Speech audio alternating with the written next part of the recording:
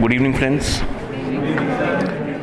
So I won't welcome you because I'll welcome you very soon when you become a chartered accountant. So this class is basically for the November 16 examinations. आप लोगों ने जिन्होंने last मई में या फिर last year classes की थी, finance act 15 हमें कवर किया था. सो अभी भी फाइनेंस एक्ट 15 आपके लिए एप्लीकेबल है.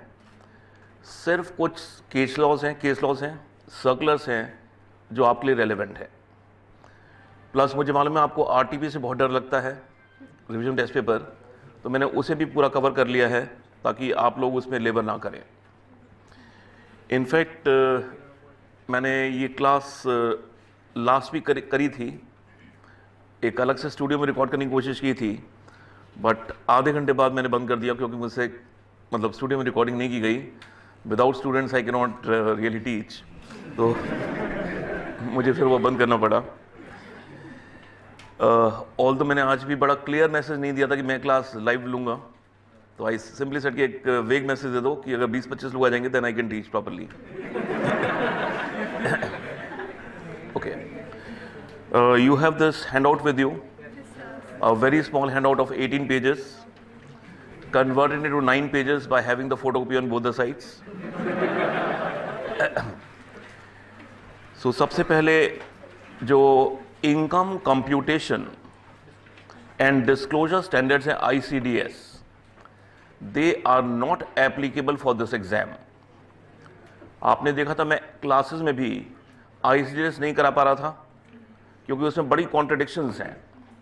आप लोग भी मुझे मैसेज भेज रहे थे कि आपने क्लास में ये पढ़ा दिया है, आईसीडीएस में ये लिखा हुआ है, वो प्रॉब्लम्स हैं. तो गवर्नमेंट ने इन प्रॉब्लम्स को देखते हुए आईसीडीएस को डेफर कर दिया असेसमेंट 17-18, बट मुझे लगता नहीं वो वहाँ पर भी आ पाएंगे. So but for your exam the ICDS are not applicable. सबसे पहले एक अमेंडमेंट करते हैं. ये अमेंडमेंट रूल्स के थ्रू आई है. आपने सेक्शन 47 पढ़ा था कि certain transactions are not regarded as transfers. अगर बॉन्ड शेयर में कन्वर्ट होता है, तो 47 का क्लॉज 10 कहता है देयर इज नो ट्रांसफर. बताइए, अगर बॉन्ड मैंने परचेज किया था, let's say on, cell phone off करिएगा प्लीज. मैंने बॉन्ड परचेज किया था 1/1/2010 को, और ये बॉन्ड मेरा कन्वर्ट हो रहा है शेयर में ऑन 1/1/16, और मैं इस शेयर को फिर सेल कर रहा हूं 2/3/17 को. लिखिए मत, it's given in the handout. The same example is given in the handout. तो आपको याद होगा मैं हमेशा कहता था जब लिखना होगा बता दूंगा लिखना है, अदरवाइज सुनते रहिए. तो आपको याद होगा हमने क्लास में किया था कि जो होल्डिंग पीरियड ऑफ बॉन्ड है उसे हम काउंट नहीं करेंगे. The holding period of bond will not be counted for determining the period of holding of the shares. तो आपके जो मॉड्यूल में एग्जाम्पल दिया है उसमें हमने 1/1/16 से लेकर 1 मार्च 17 तक होल्डिंग पीरियड माना है. इनकम टैक्स रूल्स के थ्रू इन्होंने अमेंडमेंट की है, and that's a welcome amendment, कि अगर बॉन्ड आपने परचेज किया 1/1/2010 को, ये कन्वर्ट हो गया शेयर में 1/1/16 को, और शेयर को फिर आप सेल करते हैं, तो इस शेयर की होल्डिंग पीरियड कब से ली जाएगी? जब से आपने बॉन्ड परचेज किया था. I think that is what was required earlier also, but law में ये कमी थी. जैसे कि याद होगा अमलगमेशन के केस में, अगर मुझे अमलगमेटेड कंपनी के शेयर मिलते हैं तो हम क्या करते थे, अमलगमेटिंग कंपनी का होल्डिंग पीरियड भी इंक्लूड करते थे. सिर्फ यहां एक गलती थी जो ठीक कर दी गई है.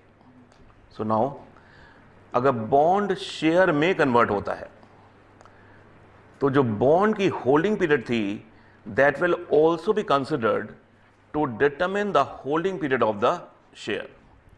अकॉर्डिंगली जो आपके मॉड्यूल में क्लॉज 10 में नोट 2 था, मैंने चेंज कर दिया है, जहां नया रूल आ गया है जो कहता है कि होल्डिंग पीरियड ऑफ शेयर जो मिला है उसे निकालने के लिए आप बॉन्ड का होल्डिंग पीरियड भी कंसिडर करेंगे।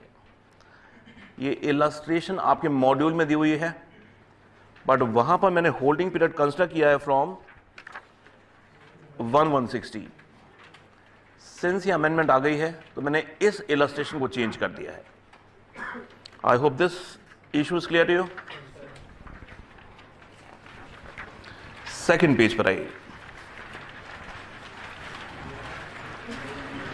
एक रिलीजियस चैरिटेबल ट्रस्ट अपने फंड्स को इन्वेस्ट करती है in specified securities. Specified securities दी होती हैं सेक्शन 11(5) में, फॉर एग्जांपल गवर्नमेंट सिक्योरिटीज। अभी आजकल न्यूज़पेपर में आप देख रहे होंगे सॉवरेन गोल्ड बॉन्ड स्कीम आई है, जहां आप पैसा इन्वेस्ट करते हैं तो आपको गोल्ड की फॉर्म में इन्वेस्टमेंट मिलती है। तो सिर्फ अमेंडमेंट यह है कि ट्रस्ट जो है इन सोवरेन गोल्ड बॉन्ड्स में भी इन्वेस्ट कर सकती है। तो सेक्शन 11(5) के लिए गवर्नमेंट सिक्योरिटी से साथ साथ trust can also invest in sovereign gold bonds issued by the government. Next amendment देखिए आप, ऑयल वेल्स। मैं क्लास में क्या बोलता था? तेल के कुएं। तेल के कुएं आप गवर्नमेंट से परचेज करते हैं, उस पर डेप्रिसिएशन रेट प्रिस्क्राइब कर दिया गया है 15%। So depreciation rate on oil wells is 15%।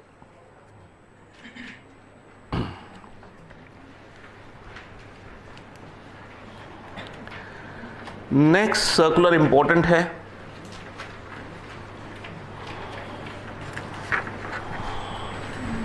इसमें यह है जो ब्रॉडकास्टर है,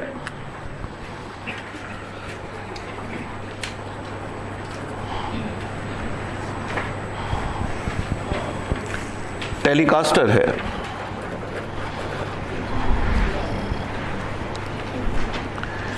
ये पेमेंट देता है प्रोडक्शन हाउस को।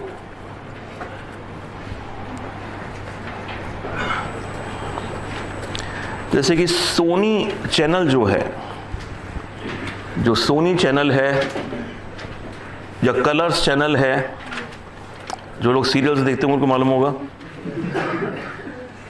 जो सीरियल्स प्रोड्यूस होते हैं वो कौन करता है? Production house. जैसे Balaji.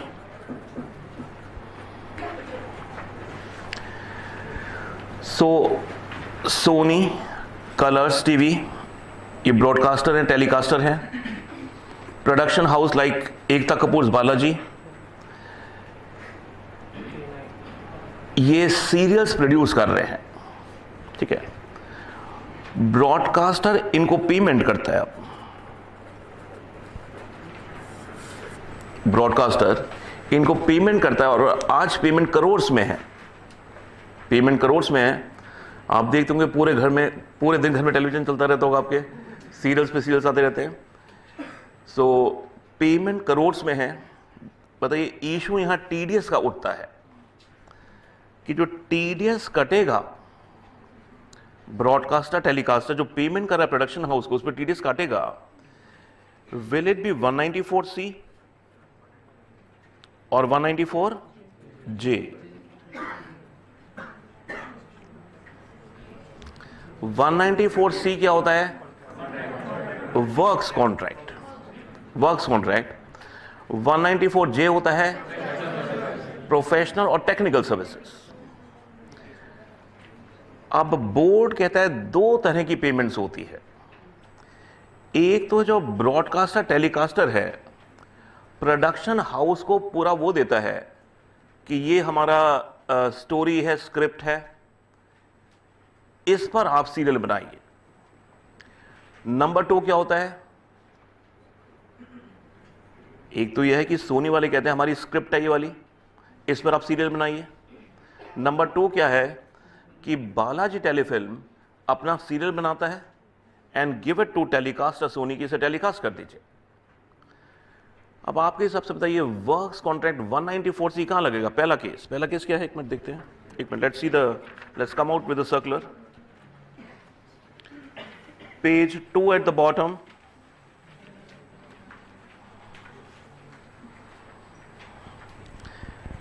the issue of applicability of TDS provisions on payment made by broadcaster telecaster to the production houses for production of content or programs for broadcasting telecasting has been examined by the CBDT in view of the representations made in this behalf.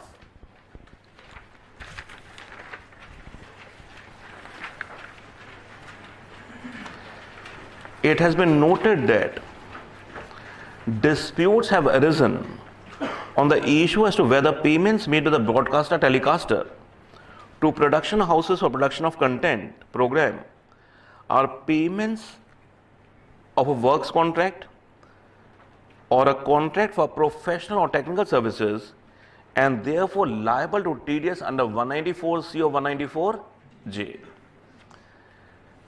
आपको याद होगा हमने 194C में works contract की definition की थी कि अगर ब्लैकबेरी वाला, ये एग्जांपल लिया था हमने, कि ब्लैकबेरी वाला टेलर को कहता है कि कपड़ा परचेज करके मेरी स्पेसिफिकेशन के हिसाब से कपड़ा वो बनाइए, it's a works contract. While applying the relevant provisions of TDS on a contract for content production, a distinction is required to be made between 1. Payment for production of content program as per the specification of the broadcaster telecaster, मतलब यानी जो सोनी वाला है वो production house को script देगा कि ये स्क्रिप्ट है, इस पर आप सीरियल बना दीजिए। दूसरा क्या है? Payment for acquisition of broadcasting telecasting rights of a content already produced by the production house, कि बालाजी टेलीफिल्म ने ऑलरेडी सीरियल शूट कर लिया है, अब वो सोनी को कह रही है इसे रन कर दीजिए हमारे अपने चैनल पर, उसके लिए सोनी पेमेंट करेगा।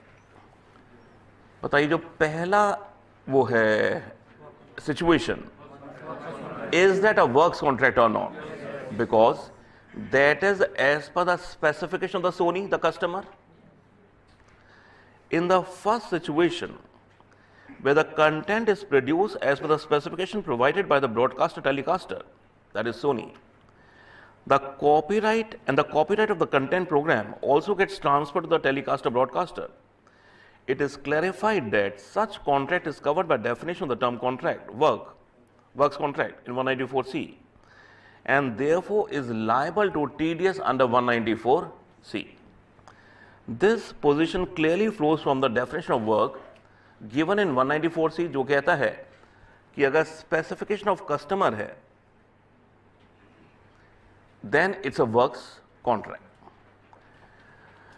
अब जो दूसरा इशू है कि बालाजी टेलीफिल्म ने सीरियल बनाया हुआ है, वो सोनी को दे रही है कि इसे टेलीकास्ट कर दीजिए, और सोनी उसके लिए पेमेंट कर रहा है, उस पर TDS 194C में कटेगा या नहीं?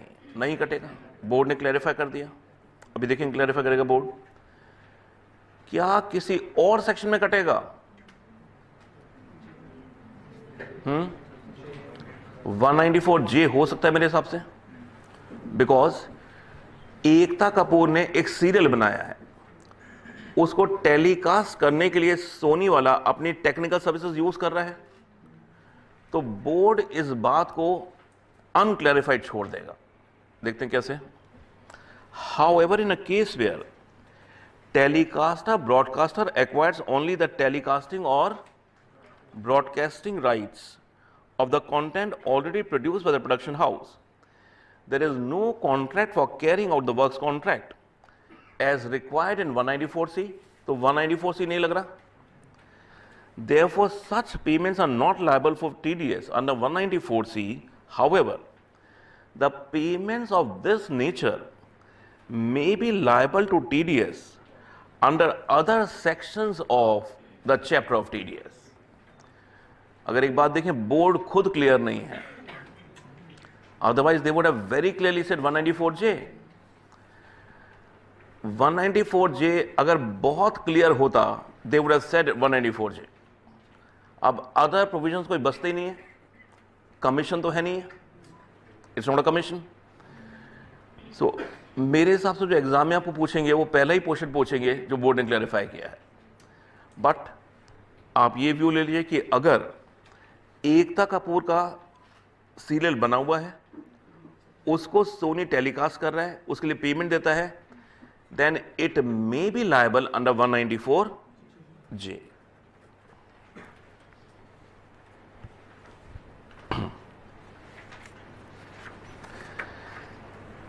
एक हमने क्लास में प्रसार भारती का केस किया था, याद दिलाता हूं उसमें क्या था। दिल्ली दूरदर्शन प्रसार भारती है, जो एजेंट्स हैं वो कस्टमर से ऐड लेते हैं।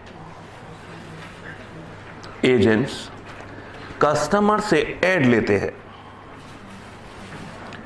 लेट्स से 10 लाख रुपीस की ऐड आई,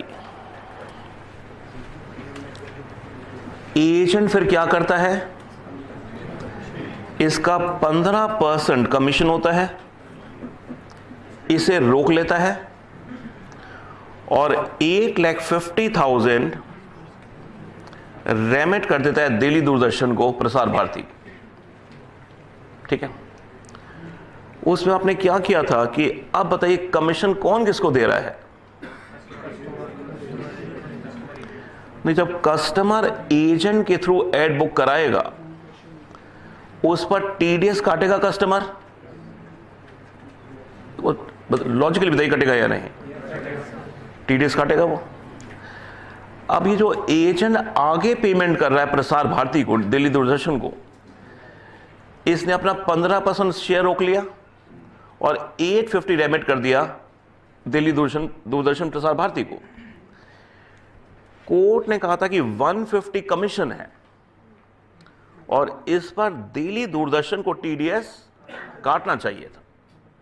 यही किया था हमने।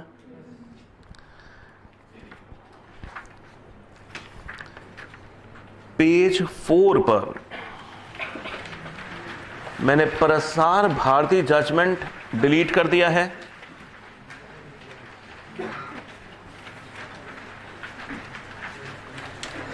पेज 4 पर मैंने प्रसार भारती जजमेंट डिलीट कर दिया है। वहां लिखा है ओवररूल्ड। पेज 3 पर आइए,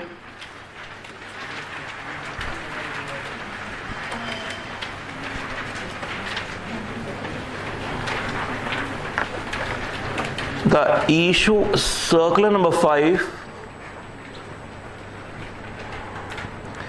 the issue of applicability of TDS on payments made by television channels or media houses publishing newspapers, magazines to advertising agencies for procuring, canvassing for advertisement has been examined by the board. What is board? CBDT. In view of representations made in this behalf, it is noted that 2 types of payments are involved in the advertising business. Payments by client to the advertising agency, इस पर TDS कटेगा या नहीं? Undoubtedly कटेगा। And payment by advertising agency to television channel or newspaper company, बताइए इस पर TDS कटेगा या नहीं? अगर हम प्रसार भारती देखें, वहां पर वो कहते टीडीएस कटेगा। अगर लॉजिकली देखें आप, जब कस्टमर एजेंट को पे कर रहा है, agent means advertisement agency, TDS काट रहा है। जब एडवर्टाइजमेंट एजेंसी आगे पे करती है, it should not deduct TDS, because यहां देखिए, यहां तो basically principal to principal contract हो रहा है, और प्रसार भारती में कोर्ट ने कहा था कि हम मानेंगे कि 15% जो एजेंट रोक लेता है, that is commission paid by Delhi Doordarshan to this agent. Board कहता है ये गलत है। It has been clarified that TDS under 194C as works contract will be applicable on the first type of payment. Undoubtedly correct है. There will be no TDS under 194C on the second type of payment. So that's a very good clarification coming. For example, payment by advertisement agency to media company is not subject to TDS. However, अच्छा देखिए, अगर ऐसा होता कि customer agent को देता, agent पूरा दिल्ली दूरदर्शन को देता पूरा 1 लाख, और फिर दिल्ली दूरदर्शन कमीशन पे करती, फिर तो बात अलग हो जाती। अब इस बिजनेस में क्या होता है, जो एडवर्टाइजमेंट एजेंसी वो क्या करती है, प्रसार भारती में क्या था, एजेंट अपना 15% कमीशन रोक लेता है और 850 रेमिट कर देता है टू दिल्ली दूरदर्शन। इस केस में TDS कटना चाहिए या नहीं? बोर्ड कहता नहीं, बिकॉज इससे तो अपना जो शेयर है प्रिंसिपल टू प्रिंसिपल बेसिस वो रोका है। हाउएवर अनदर इशू, सो पहली क्लैरिफिकेशन क्या है पैरा नंबर 2 में, कि जब क्लाइंट एडवर्टाइजमेंट एजेंसी को पे करेगा TDS will be there, but जब advertisement agency media house newspaper को पे करेगी then there will be no TDS। Third, however another issue which has been raised in various cases as to whether the fees, charges taken or retained by the advertising companies from media companies for canvassing or booking the advertisements, typically it is 15% of the billing, is commission or discount. It is argued by the assessors that since the relationship between media company and the advertisement company is on a principal to principal basis, such payments are in the nature of trade discount and therefore not commission and therefore not liable to TDS. और board ने ये बात मान ली।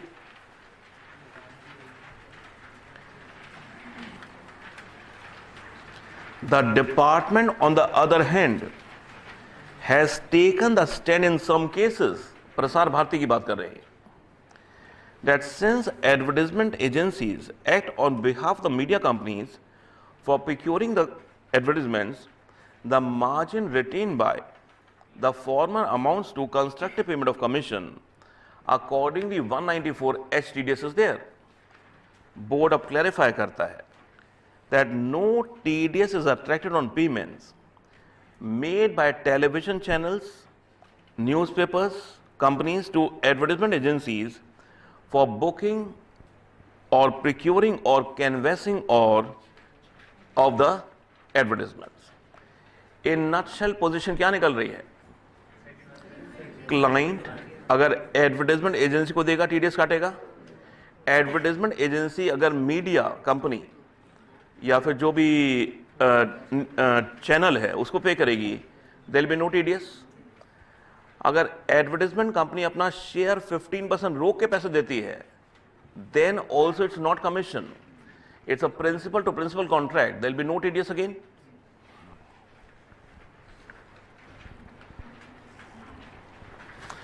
ये काम करते हैं, कुछ सर्कुलर्स करते हैं, कुछ केस लॉस करते हैं ताकि बैलेंस हो जाए। So let's do some case laws first, then again the circulars.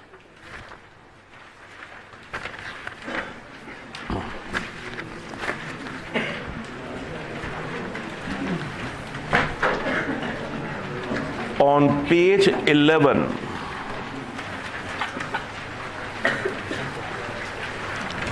the first case law is very important.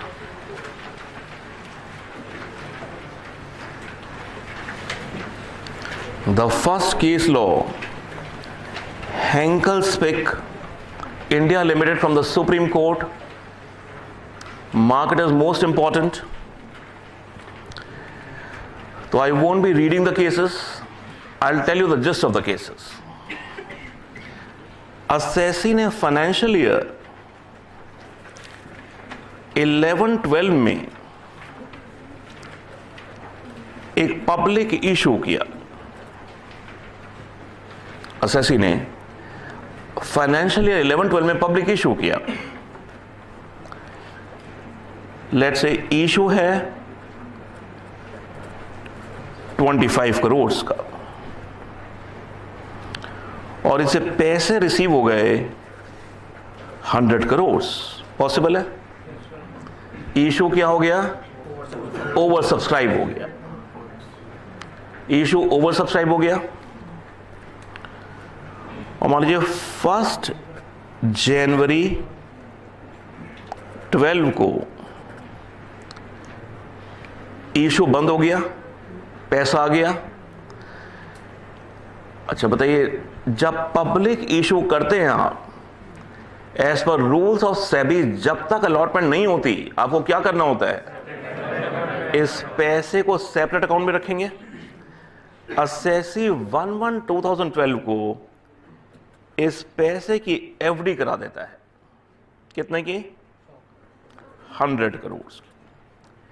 Let's say eight the rate of 12%।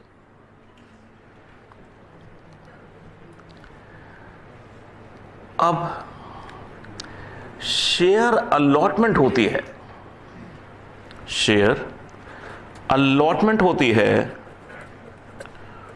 On 30th June 12। Share allotment होती है 30th June 12 को और जो 75 crore access मिला था उसे क्या किया जाता है? सो ये figures are not there in the question, मैं उसे बता रहा हूं आपको। 75 crore is return back along with interest or not? With interest. With interest refund करना पड़ता है। सो फैक्ट्स ये हैं, फाइनेंशियल ईयर 11-12 में असेसी ने पब्लिक इशू किया। इशू साइज था 25 करोड़। मैं फिगर्स ले रहा हूं only for the sake of explaining, they are not given in the case law here. Assessee को सब्सक्रिप्शन मिली 100 करोड़ की, यानी इशू ओवर सब्सक्राइब हो गया। इशू बंद हुआ 31 दिसंबर को और असेसी ने 1/1/12 को एफडी करा दी 100 करोड़ की, जिस पर 12% इंटरेस्ट आया। शेयर अलॉटमेंट हुई 30th June 12 को और 75 करोड़ रिटर्न कर दिया असेसी ने to the investors with interest for 6 months। अब बताइए इशू क्या अराइज हुआ होगा कि केस सुप्रीम कोर्ट तक पहुंचा?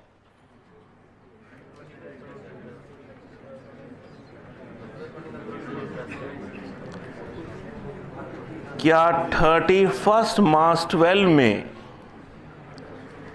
31 मार्च 12 में इंटरेस्ट एक्रू हो रहा है या नहीं हो रहा है? कितना? 3 मंथ्स का। 100 करोड़ पे 12% कितना हुआ? 12 करोड़। 3 मंथ्स का कितना हुआ? 3 करोड़।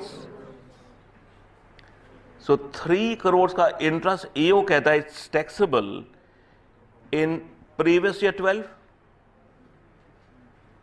बताइए, इज द ईओ करेक्ट और not? Supreme Court said no. Supreme Court said कि by law असेसी को ये पैसा अलग रखना था। कब तक? डेट ऑफ अलॉटमेंट तक। तो ये मनी तो असेसी को बिलोंग ही नहीं कर रहा था, ये तो एज ट्रस्टी एज कस्टोडियन से होल्ड कर रहा था। And as per law he was required to keep this money in a separate bank account. और अल्टीमेटली जब अलॉटमेंट हो गया एसएससी को क्या करना था, जो एक्सेस सब्सक्रिप्शन थी वो वापस करनी थी, प्लस जो 6 मंथ्स का इंटरेस्ट था वो वापस करना था। And therefore supreme court said ये पैसा जो बैलेंस बचेगा, जो बैलेंस पैसा बचेगा, कितना बचेगा?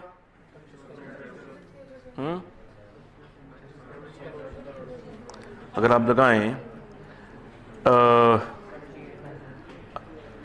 100 करोड़ पर मुझे बैंक से मिलेगा 12% for how many months? 6 months. मुझे फिर इन्वेस्टर को कितना देना पड़ेगा? 75 करोड़ पर 12% फॉर 6 मंथ्स। इन इफेक्ट मेरा इंटरेस्ट कितना बना? 25 करोड़ पर 6 months eight the rate of 12%। ना सुप्रीम कोर्ट से जो ये इंटरेस्ट बनता है आपका कितना? 25 करोड़ पर 12% के हिसाब से 6 महीने का, ये आपका मनी कब माना जाएगा? In the year of allotment. And therefore the taxability of the entire interest, the taxability of the entire interest will arise in the year of allotment। तो चाहे तो ये लिख सकते हैं, मेरा इशू साइज है ये,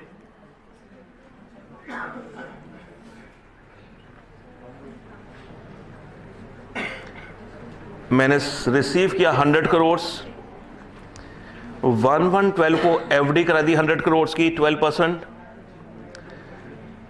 अलॉटमेंट हुई ऑन 30th June 12 और 75 crore is return back to the interest to the investors with interest.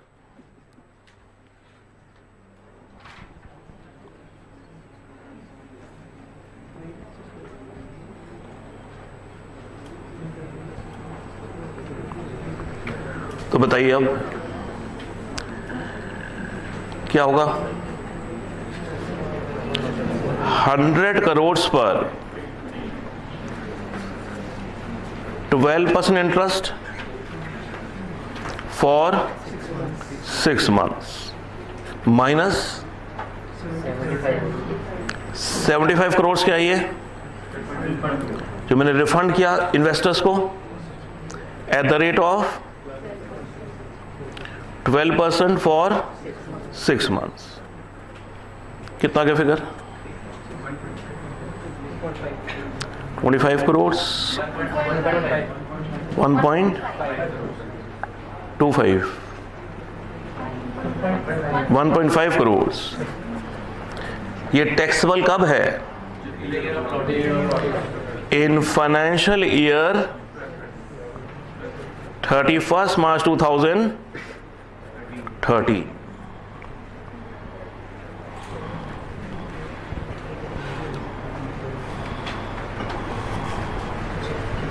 I hope the first case law is clear. इसे मोस्ट इंपॉर्टेंट मार्क करिएगा, आपके आरटीपी में भी काफी कवरेज है इसकी।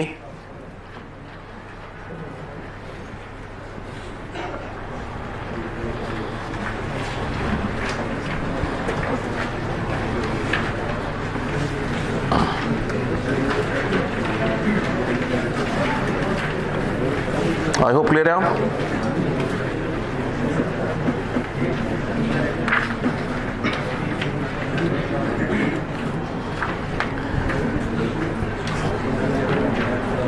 सेकेंड केस लॉ है,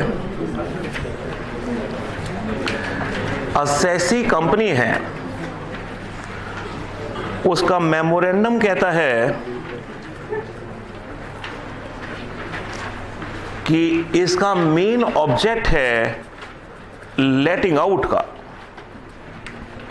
मेन ऑब्जेक्ट है। कुछ याद आया आपको? एक केस क्या था आपने चेन्नई प्रॉपर्टीज कि this rental income will be assessed as business income. अब असेसी क्या करता है, इस प्रॉपर्टी में 2-3 टेनेंट्स हैं, सो उसका मेन ऑब्जेक्ट है as per memorandum letting out the properties. इस प्रॉपर्टी में 2-3 टेनेंट्स हैं, उनसे प्रॉपर्टी खाली कराने के लिए उनको एविक्शन मनी पे करता है। एओ कहता है ये तो कैपिटल एक्सपेंडिचर है आपका, बताइए क्या ये आपकी कॉस्ट ऑफ इंप्रूवमेंट में जाएगा? कोर्ट ने कहा कि आपका बिजनेस है लेटिंग आउट का। सो लेटिंग आउट से जो इनकम आएगी as per Chennai property supreme court, that will be assess as PCBP. Assessee अगर टेनेंट से मकान खाली करा रहा है तो अब जो नया टेनेंट आएगा इवेंचुअली वो हायर रेंट ही पे करेगा, तभी खाली करा रहा है वो। यानी जो पेमेंट कर रहा है वो तो बिजनेस कमर्शियल एक्सपीडियंसी की वजह से कर रहा है कि पुराना टेनेंट जिससे पैसा नहीं आ रहा कुछ भी, उसे एविक्ट कराकर नया टेनेंट ले आऊं ताकि मुझे मोर रेंट आए, मोर बिजनेस इनकम आए।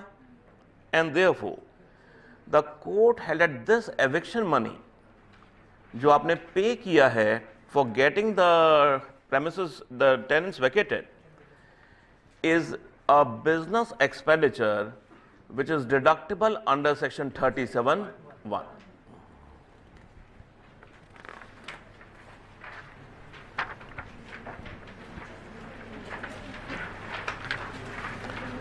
Third case law is also very, very important.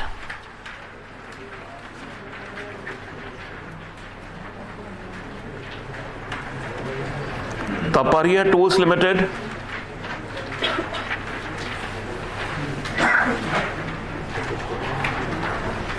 it's very, very important.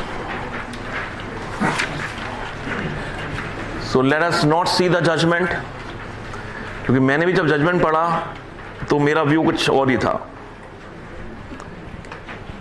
एक कंपनी ने डिबेंचर इशू किए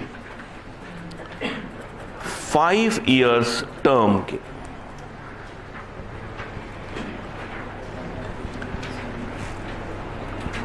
ठीक है, डिबेंचर्स में 2 तरह के इंटरेस्ट ऑप्शन थे। एक तो आप 18% पर एनम इंटरेस्ट ले सकते हैं जो आपको हर हाफ ईयर में पे होगा, हर हाफ ईयर में पे होगा।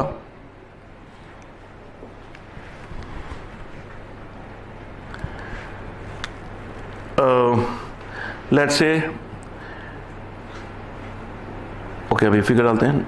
या दूसरा ऑप्शन है कि कंपनी कहती है जो 5 साल का इंटरेस्ट बनता है, जो 5 साल का इंटरेस्ट बनता है उसको हम आपको डिस्काउंटेड अपफ्रंट चार्जेस दे देते हैं, और वो है 55 रुपीज पर डिबेंचर।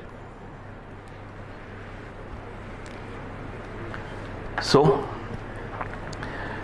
यानी कि अगर 100 रुपये का डिबेंचर है तो आपके पास क्या ऑप्शन है?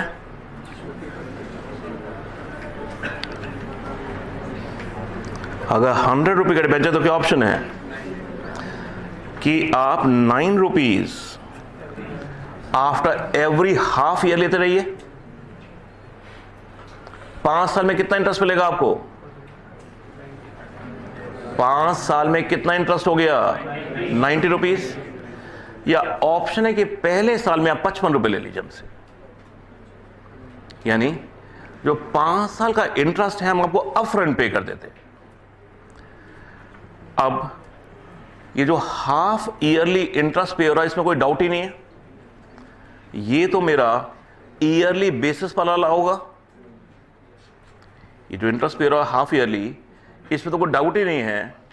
This will be allowed on accrual basis, 18 rupees per annum मुझे अलाउ होगा। सेकंड जो है मेरा,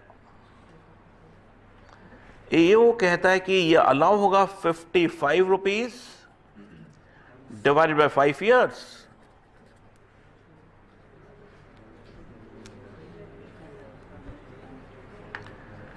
असेसी ने बुक्स में यही ट्रीटमेंट की हुई है, असेसी ने बुक्स में यही ट्रीटमेंट की हुई है, बट इनकम टैक्स रिटर्न में असेसी पूरे 55 रुपीज फर्स्ट ईयर में क्लेम करता है।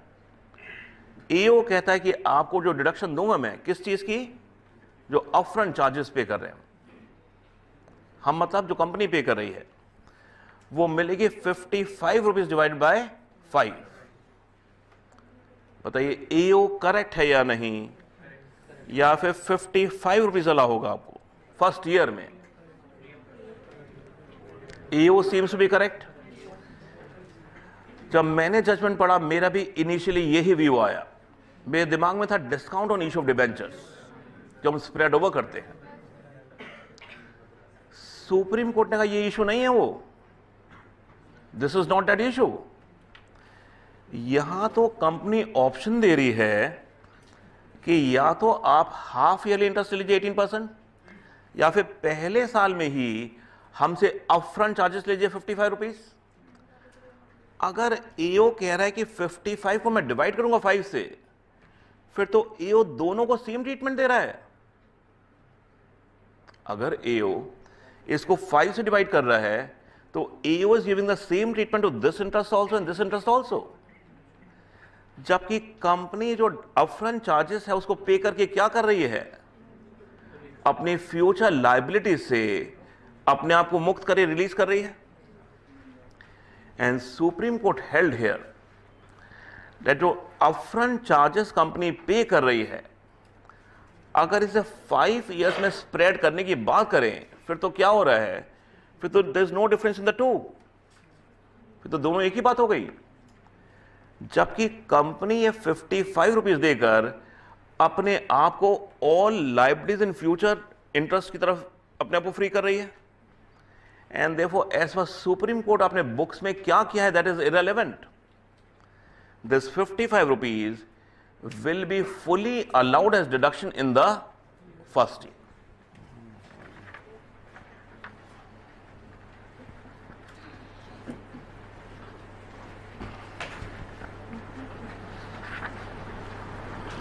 अगर आप पेज 12 पर लास्ट पैरा पढ़े, सुप्रीम कोर्ट क्या कह रहा है,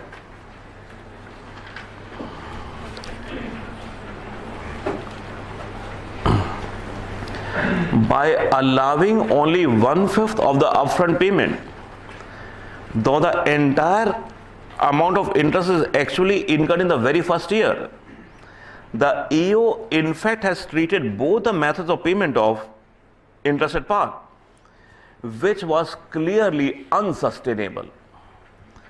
By doing so, the EO in fact has tampered with the terms of the issue, which was beyond his power.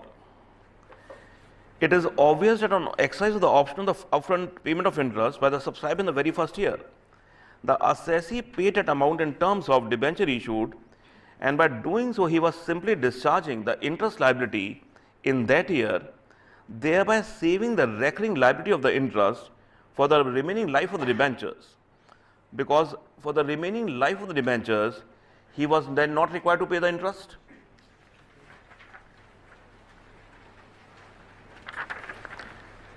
Held at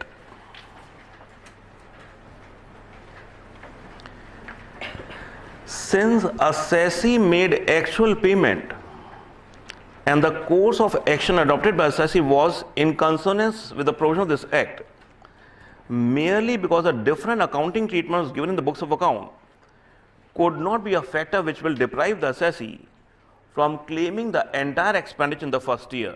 Hence, the entire upfront payment of interest is allowed as deduction in the first year, that is the year of payment. So your judgments I think should come in the examinations. आपके RTP ने भी इनको extensively cover किया है।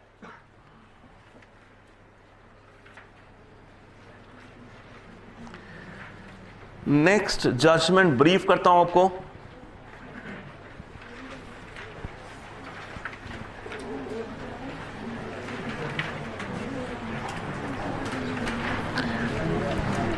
पहले काम करते हैं, जो इंपॉर्टेंट जजमेंट से पहले उनको करा देता हूं बाकी जो आखिरी में होगा वो जो बोरियत वाली होंगे वो सारे आखिरी में कर लेंगे। पेज 13, फोर्थ जजमेंट को भी इंपॉर्टेंट मार्क करिए, सुप्रीम कोर्ट।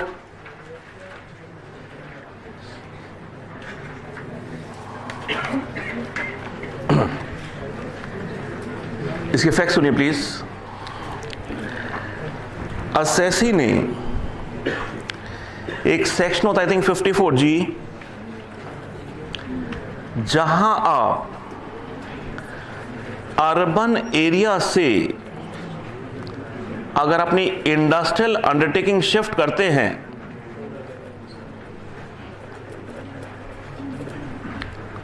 अगर अर्बन एरिया से आप नॉन अर्बन एरिया में इंडस्ट्रियल अंडरटेकिंग शिफ्ट करते हैं और 3 साल के अंदर पैसा इन्वेस्ट कर देते हैं in plant machinery, land, building, तो जितना पैसा आपने इन्वेस्ट किया उतने कैपिटल गेन एग्जेम्प्ट हो जाएंगे।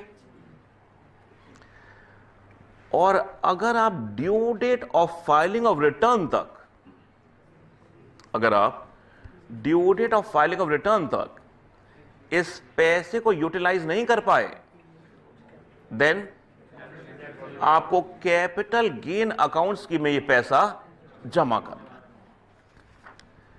इस केस के फैक्ट्स क्या थे? Let me take through an example. Let's say previous year 31 March 16 में कैपिटल गेन हुए, let's say 10 crore on shifting of undertaking from urban area to other area. Assessee ने suppose due date है इसकी 30th सितंबर 16, assessee ने up to 30th सितंबर 16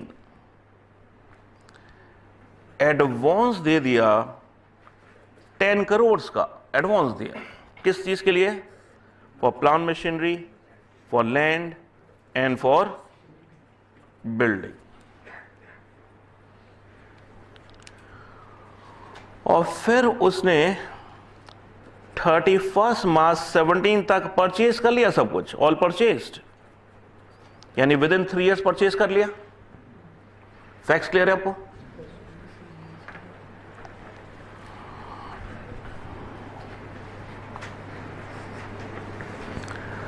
अब एओ कहता है कि मैं 54G आपको नहीं दूंगा। क्यों नहीं दूंगा? आपको 30 सितंबर 16 तक पैसा जमा कराना चाहिए था कैपिटल गेन अकाउंट स्कीम में। एओ कहता है या तो आप 30 सितंबर 16 तक मशीनरी खरीद लेते, और नहीं खरीदी है तो you should have deposit this money in capital gain account scheme. AO 54G देने से मना कर देता है ऑन द ग्राउंड कि ऑल्दो मशीन खरीद ली गई है with in 3 years, land building खरीद लिया गया 3 इयर्स के अंदर, बट एओ ने एग्जेम्पशन देने से क्यों मना किया?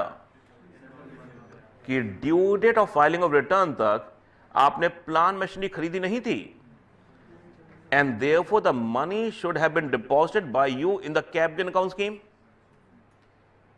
बताइए एओ करेक्ट है या नहीं? सुप्रीम कोर्ट ने कहा नहीं। सुप्रीम कोर्ट ने कहा जो एडवांस दिया गया है, जो ड्यू डेट तक एडवांस दिया गया है, उसे भी हम यूटिलाइजेशन मानेंगे या नहीं? मानेंगे।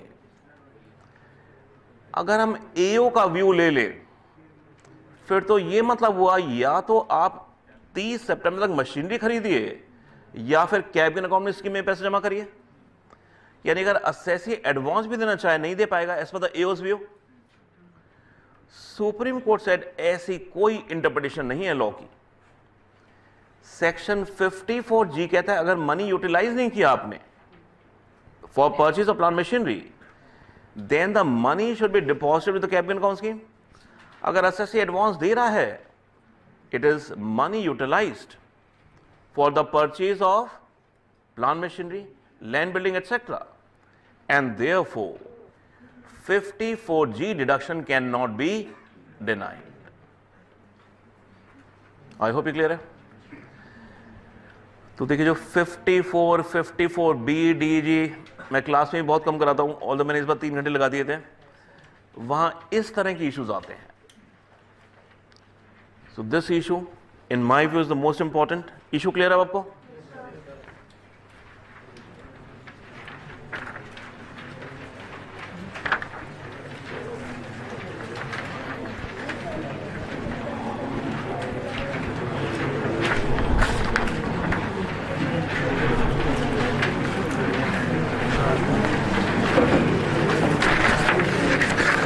On page 15,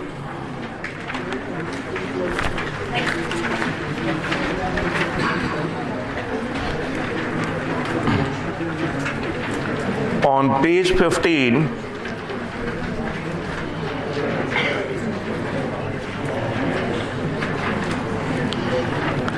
the 8th judgment,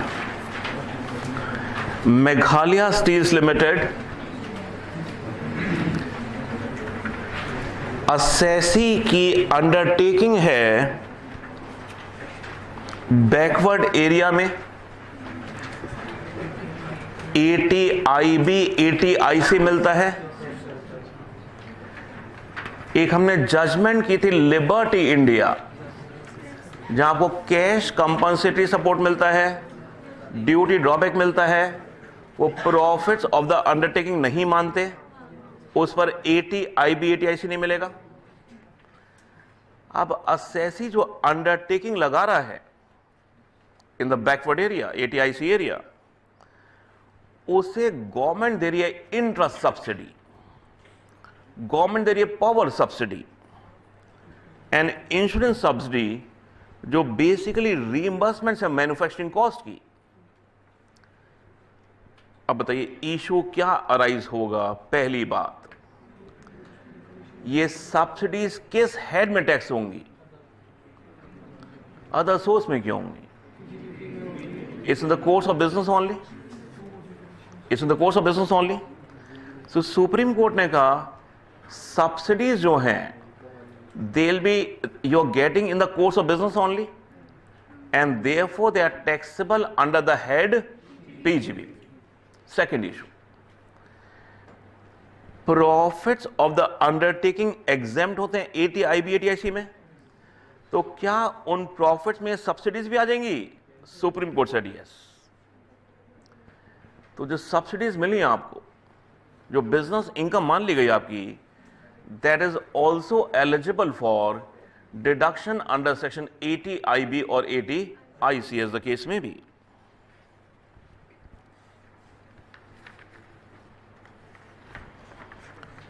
Page 16, case number 10.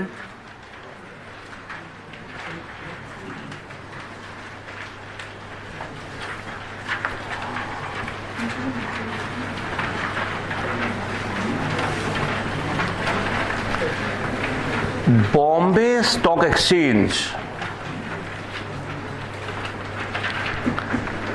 So Kotak Securities Limited, this judgment appeared on the first page of Economic Times. This is there in the RTP. That is why I believe it's important. Bombay Stock Exchange अपने member से transaction charges लेता है. Members कौन? Stock broker. क्योंकि वो BSE का bold system use कर रहे हैं. जो BSE का सिस्टम है उसको मेंबर्स यूज कर रहे हैं इन ट्रेडिंग, एंड देयरफॉर पर transaction the Bombay stock exchange is charging transaction charges from the stock brokers. अब ये स्टॉक ब्रोकर्स ट्रांजैक्शन चार्जेस दे रहे हैं, इस पर स्टॉक ब्रोकर TDS नहीं काटते, जबकि AO कहता है ये तो टेक्निकल सर्विसेज के लिए पेमेंट दे रहे हैं आप. BSE आपको टेक्निकल सर्विस प्रोवाइड कर रहा है ट्रेडिंग में, उसके लिए पेमेंट दे रहे हैं, एंड देयरफॉर 194J में TDS कटना चाहिए. Supreme Court said there is no liability to TDS here. Why? क्योंकि किसी मेंबर को स्टॉक एक्सचेंज स्पेसिफिक सर्विस नहीं दे रहा। ये तो क्या हो रहा है, हर मेंबर को एक जनरल सर्विस दी जा रही है। And on this ground Supreme court said कि कोई स्पेसिफिक टेक्निकल सर्विस नहीं है ये, and therefore there is no liability to deduct TDS in this case. Service made available by Bombay Stock Exchange, that is BSE online trading system, for which transaction charges are paid by members of BSE, are common services that every member of the stock exchange is necessarily required to avail of to carry out trading in securities in the stock exchange. Such services do not amount to technical services provided by the stock exchange, not being services specifically sought for by the user or the consumer, and therefore no TDS will be deductible under 194J on the payments made for such services.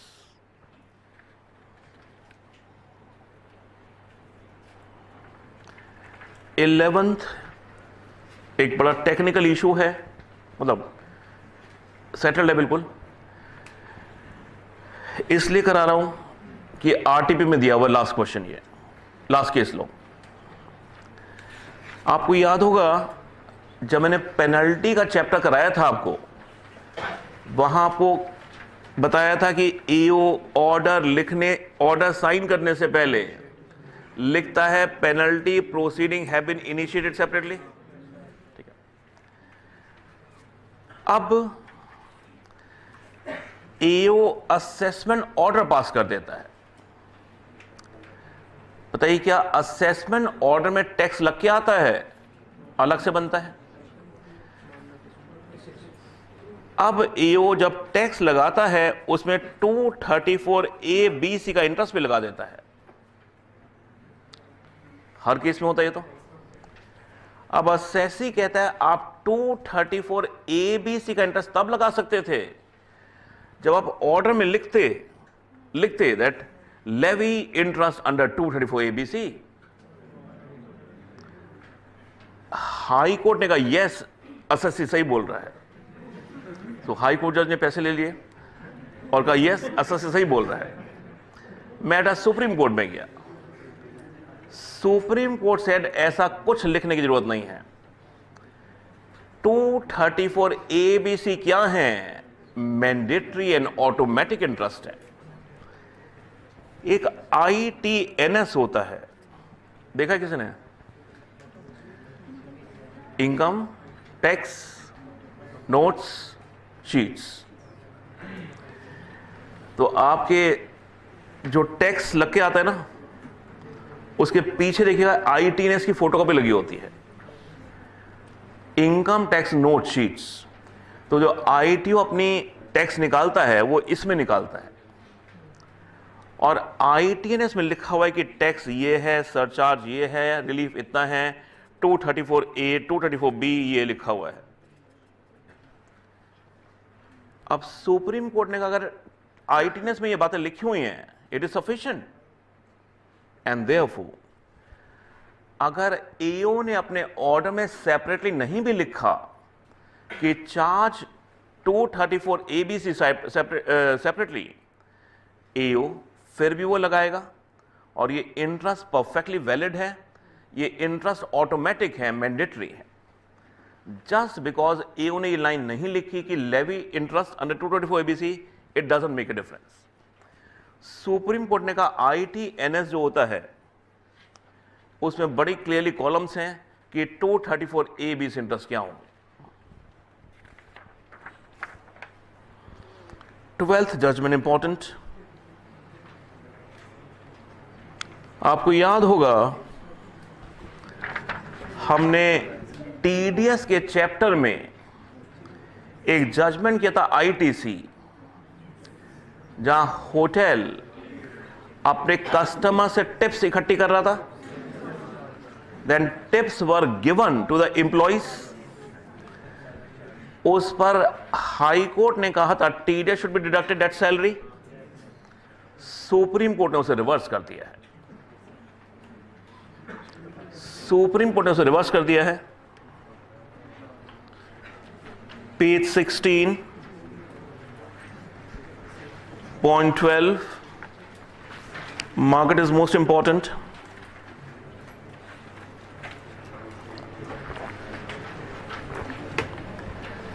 Tips collected by the hotel from customers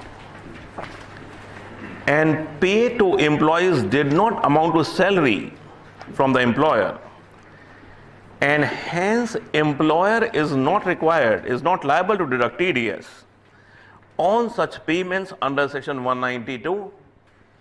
Assessees in the business of hotels held that the tips were received by the employer in a fiduciary capacity as trustee for payments that were received from the customers, which they were disbursed to the employees for the services rendered to the customers. तो ये तो एक तरह से क्या हो रहा है, सुप्रीम कोर्ट ने कहा होटल तो एक फ्यूडिशरी कैपेसिटी में है, कस्टमर क्या करके गया, चेकआउट करते वक्त होटल को बोला ये टिप है, मेरे अपने एम्प्लॉयज को दे देगा। सो प्लीज सी, जो आईटीसी है उनका कल्चर है कि टिप्स हमें एक जगह दे दीजिए, हम बांट देंगे। तो कस्टमर को अच्छी सर्विस दी है एम्प्लॉय ने, तभी वो टिप दे रहा है। टिप किसको दे रहा है, वो एम्प्लॉय को दे रहा है, बट थ्रू द होटल। तो सुप्रीम कोर्ट ने कहा जो होटल है वो क्या हो रहा है, he is acting in a fiduciary capacity, tips लेकर पास ऑन कर रहे एम्प्लॉय को, and therefore no reference to contract of employment when these amounts were paid to the employer to employee. ये तो employment का पार्ट ही नहीं है। Since contract for employment not being proximate cause for receipt of tips by the employee from a customer, the same would be out of the regnant of 15 and 17, that is salary. The tips so disbursed to the employees could not be chargeable to tax as salary, and thus employer is not liable to deduct TDS on such payment.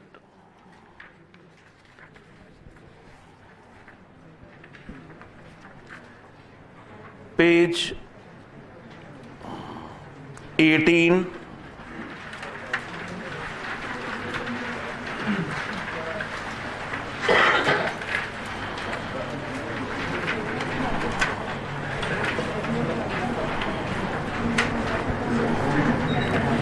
Point 17, याद करिए, आपने charitable trust में किया था कि अगर आप 12AA में एप्लीकेशन देते हैं तो कमिश्नर को विद इन 6 मंथ्स अप्रूवल देना पड़ेगा या रिजेक्शन ऑर्डर पास करना पड़ेगा। अगर विद इन 6 मंथ्स ऑर्डर नहीं पास किया, it shall be deemed to be approved. But फिर हाई कोर्ट जजमेंट्स आ गए, हाई कोर्ट ने कहा कि अगर 6 मंथ्स में डिस्पोजल नहीं हुआ, it shall not be deemed to be approved. Now Supreme court said what is this.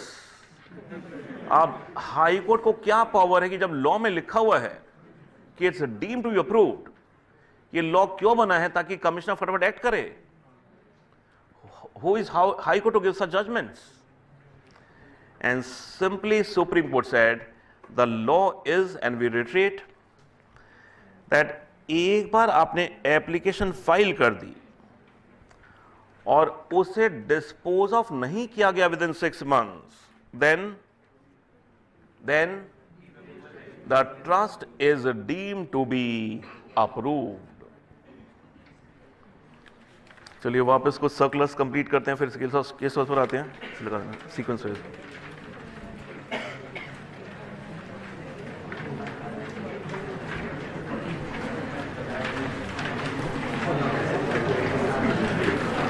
On page 4,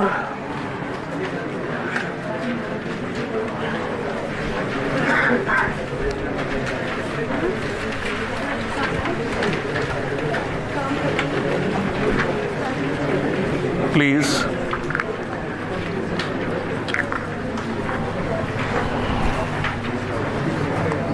आपने कंट्रोवर्सी की थी कि शेयर्स आर कैपिटल एसेट्स और स्टॉक इन ट्रेड। इस पर एक बोर्ड का सर्कुलर किया था आपने, पेज 4 पर दिया हुआ है।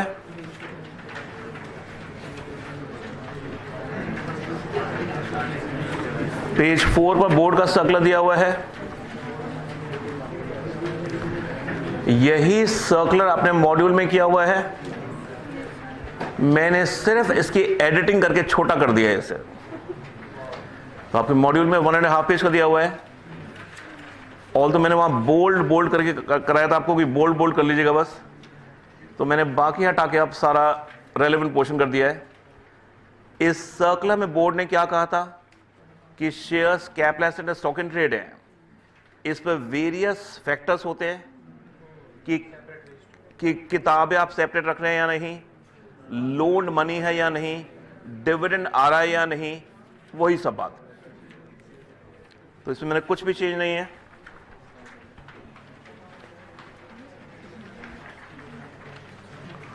ऑन पेज 6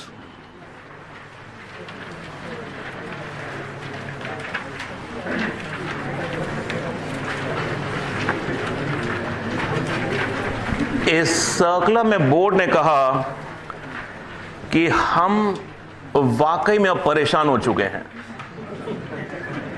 क्योंकि वो जो सर्कुलर था जिसमें गाइडिंग फैक्टर्स थे, उसमें सिर्फ ये था कि एओ डिसाइड करते हुए ये फैक्टर्स देखेगा, all this factors. So board ने कहा हमने जितने मर्जी सर्कुलर इशू कर लिए, लिटिगेशन नहीं रोक पा रही, and therefore we issue this circular now. Page 6.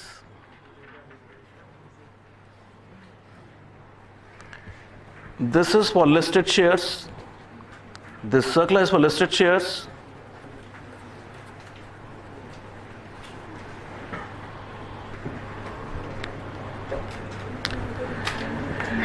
Clause A they say कि आपका होल्डिंग पीरियड चाहे 3 महीने है या 4 साल है। अगर असेसी कहता है मेरा स्टॉक इन ट्रेड है, हम डिस्प्यूट नहीं करेंगे स्टॉक इन ट्रेड है।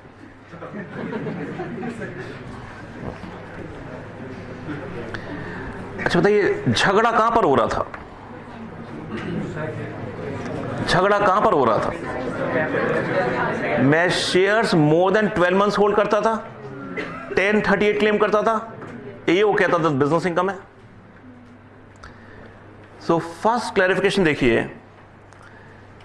कि where the assessee itself, irrespective of the holding period of the listed shares and securities, opts to treat them as stock in trade, the income will be business income, no question on that.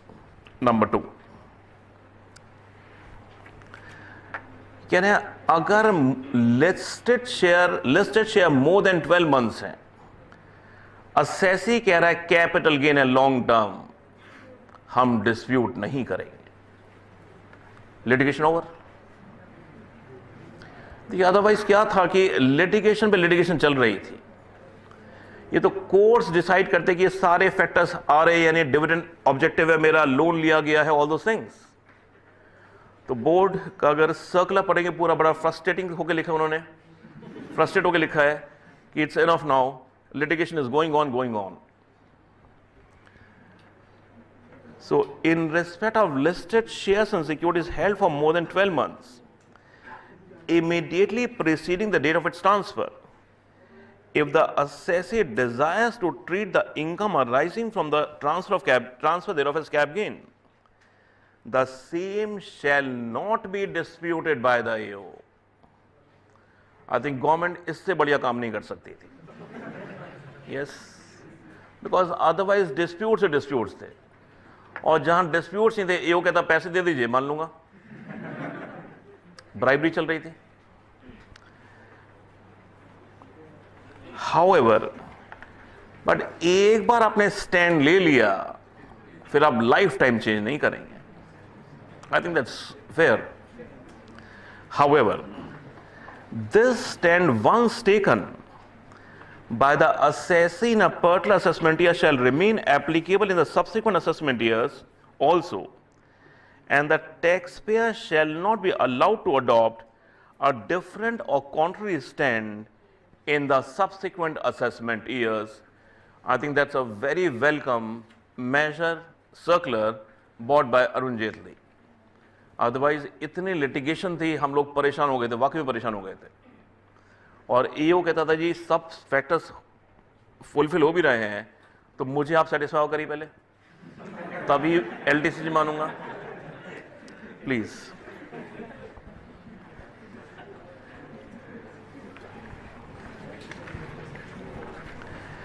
Page 7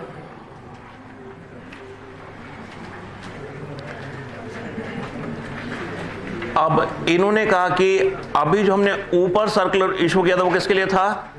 listed securities. ये जो next circular है उसमें इन्होंने unlisted securities के लिए भी same treatment कर दी। For unlisted securities we give the same treatment, जो आप कहेंगे मान लेंगे, but take a uniform stand, but take a uniform stand. So तो जितने हमने केस लॉस की तरह सब बेकार हो गया, जो हमने whether cap stock in trade सारे केस लॉ बेकार हो गए। ये सर्कुलर बहुत है। ओके, ऑन पेज 7 मैंने टीडीएस में एक सर्कुलर कराया था आपको 194A इंटरेस्ट पर, कि अगर हाई कोर्ट में दो आदमी ए बी सी लड़ रहे हैं, हाई कोर्ट कहता है डिस्प्यूट चलेगा 5-6 साल, ए से कहते हैं आप 1 करोड़ रुपए जमा कर दीजिए हाई कोर्ट में, ये कराया था हमने, और हाई कोर्ट फिर उसकी क्या करा देता है? एफडीआर करा देता है। फिर बोर्ड का सर्कुलर कहता था जिसने पैसा दिया, अगर ए पैसा दे रहा है तो हाई कोर्ट के रजिस्ट्रार को एक फॉर्म भर के देगा, और हाई कोर्ट का रजिस्ट्रार जब बैंक में एफडी कराएगा तो बैंक वाले टीडीएस काटेंगे in the name of mister A. अभी Delhi high court and other high court की जजमेंट आई, उन्होंने कहा यह सर्कुलर बिल्कुल गलत है, इलीगल है, to be question down. Delhi high court ने कहा चलिए ए ने पैसा जमा किया, आप सर्कुलर में कह रहे हैं कि 5 साल जब तक जजमेंट नहीं आती ए के नाम टीडीएस कटना चाहिए, बट 5 साल बाद हाई कोर्ट कहता है B is the winner of this case, this money belongs to B, then how will A get the refund of his TDS? वो तो उसकी इनकम भी गलत असेस कर गए, टीडीएस का क्रेडिट भी गलत मिल गया उसे। एंड देयरफॉर बोर्ड ने सर्कुलर इशू किया कि हम अपना पहला सर्कुलर विड्रॉ कर रहे हैं, और अब क्या क्लैरिफाई किया कि अगर हाई कोर्ट की डायरेक्शन पर कुछ पैसा जमा किया जाता है with the bank etcetera, in that case there will be no requirement of deduction of any TDS. So page 8 देखिएगा,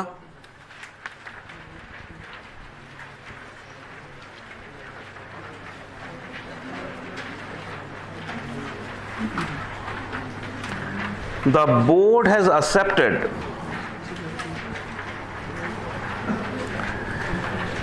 the aforesaid judgment.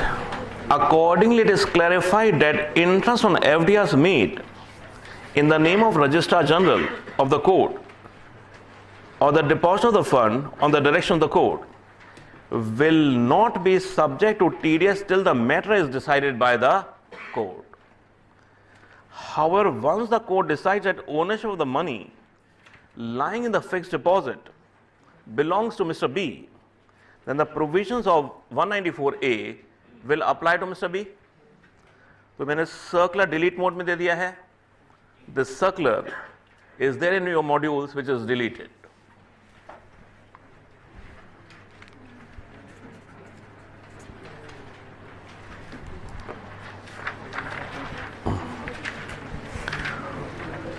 Page 9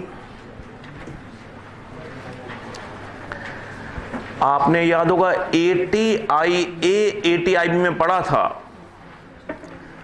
please, कि मैं वही लैंग्वेज यूज करता हूं जो मैंने बॉडी लैंग्वेज क्लास में यूज की थी, कि डिडक्शन निकालने के लिए एज्यूम करिए कि फर्स्ट ईयर से 10th ईयर तक this is my only business. तो हमने लॉ किया था कि डिडक्शन निकालने के लिए ATIA ATIB वगैरह में फर्स्ट ईयर से 10th ईयर तक एज्यूम करिए that this eligible business is the only business and there is no other business carried on by the SSC. यानी कि अगर मेरे 10 साल की डिडक्शन है, first second third fourth, first year में मेरा लॉस है 2, इधर लॉस है 3, थर्ड में 4 का लॉस है, फिफ्थ में 7 का प्रॉफिट है, तो हम क्या करते थे? ये मानेंगे शुरू से आखिर तक इकलौता बिजनेस है, 2 3 5 और 9, पहले ये लॉस सेट ऑफ करेंगे, डिडक्शन नहीं हो गई, फिफ्थ ईयर में प्रॉफिट है 10 लाख के मान लीजिए, तो 2 3 5 और 9, 7 यहां से कम किए, 2 यहां से कम किए, 8 लाख का 30%, इसमें कोई डाउट नहीं है, कोई चेंज नहीं है। लॉ कहता है कि डिडक्शन निकालने के लिए मानिए कि फर्स्ट इनिशियल असेसमेंट ईयर से एंड तक this is the only business of the assessee. अब ये कहते हैं हमें जो लिटिगेशन आई है वो इस बात पे आई है, ATIA में आपको 15 साल का ब्लॉक मिलता है कि 15 साल में से कोई भी 10 कंसेक्टिव ईयर चूज कर लीजिए, और जो इंफ्रास्ट्रक्चर मेन होता है उसको होता है कि 20 साल में 10 साल का ब्लॉक चूज कर लीजिए। अब बताइए क्या इशू उठता है? इशू ये उठता है, ये आइएगा पेज 10 पर,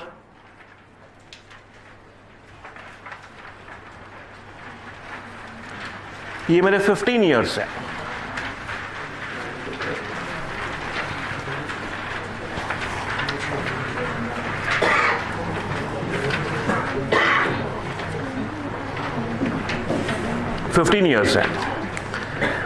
मैंने 5th ईयर को इनिशियल असेसमेंट ईयर माना, मतलब मैंने 10 साल चूज किए यहां से, 1 2 3 4 5 6 7 8 9 10। अब लॉ कहता है शुरू से लेकर from the initial assessment year assume that this is the only business of the assessee. अब बताइए एओस क्या कर रहे होंगे? ये मेरे ईयर्स हैं, इसमें प्रॉफिट लॉसेस आ रहे हैं, एओस क्या कर रहे होंगे? वो तो कहते हैं यहां से हम शुरू करेंगे, 8 10 18 6 24 24 11 35 39 46, यानी 46 का लेख का लॉस पहले सेट ऑफ करना पड़ेगा, फिर डिडक्शन मिलेगी आपको। एक मिनट, अब सीबीटीटी क्लैरिफाई करती है initial assessment is the 5th assessment year. तो बताइए जो लॉ कहता है हम इसको ओनली बिजनेस मानेंगे from the initial assessment year till the end, वो हम कहां से शुरू करेंगे? From the 5th year. इसको मत देखिए, तो देखिए आप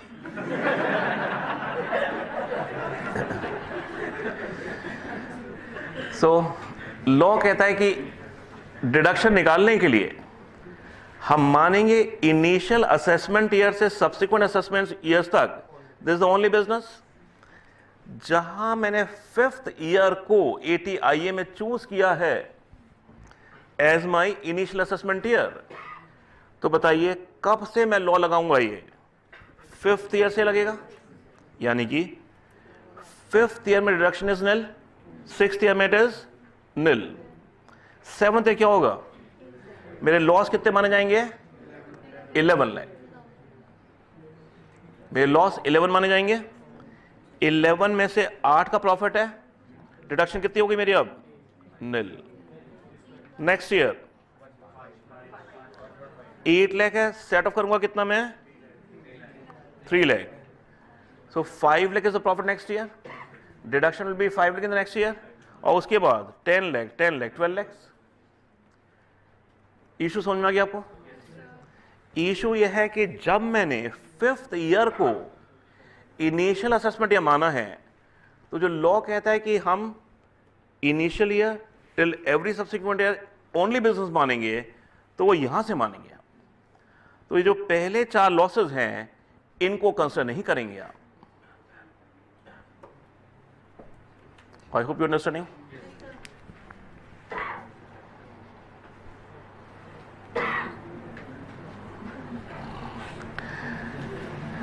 नेक्स्ट सर्कुलर मेरे हिसाब से इतना इंपॉर्टेंट नहीं है। सो पेज 10,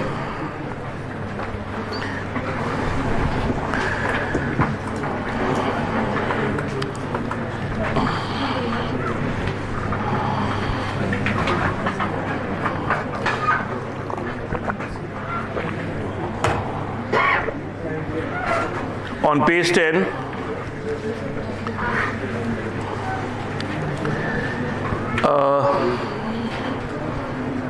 चलिए कराई देता हूं फिर भी, जब 2 मिनट लगेंगे।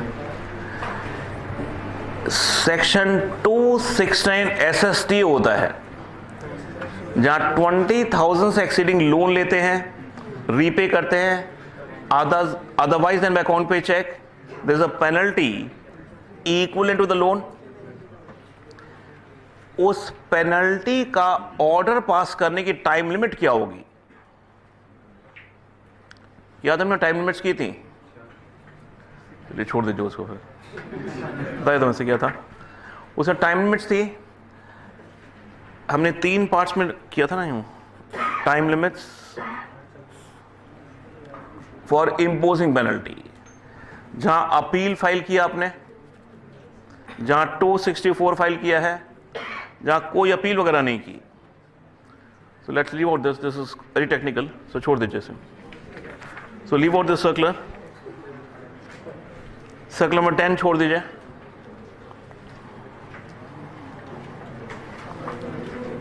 सर्कुलर 11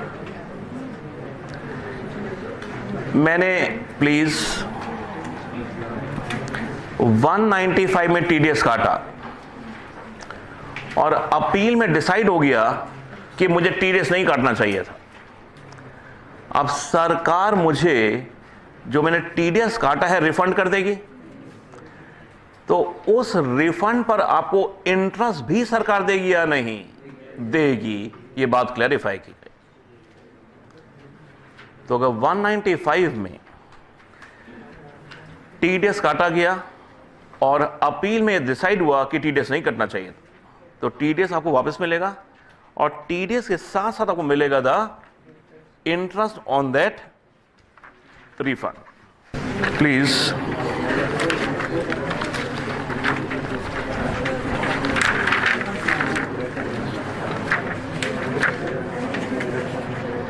सो लेटेस्ट इन जुडिशरी में आपने हेंगल्स पिक कर लिया पेज 11 पर। पेज 11 पर आपने हेंगल्स स्किप कर लिया, शाम बुर्लप कर लिया, तपरिया टूल्स कर लिया आपने,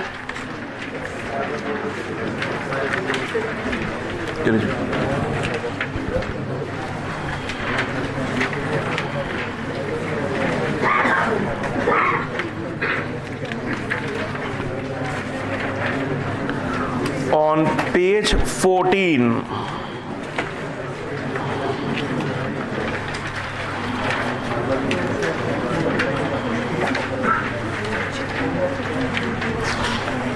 on page 14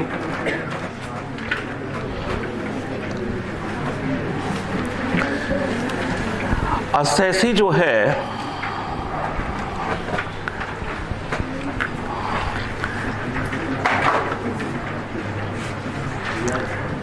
बिल्डर से एक एग्रीमेंट कर रहा है कि मुझे ये हाउस परचेज करना है।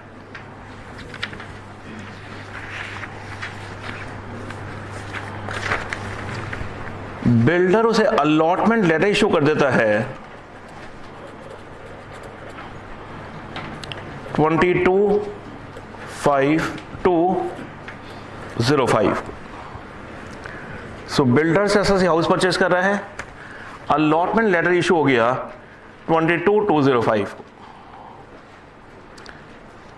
अब जो रजिस्ट्री और एसएससी के नाम में, registry in name of SSC हो रही है 4/8/2005 को,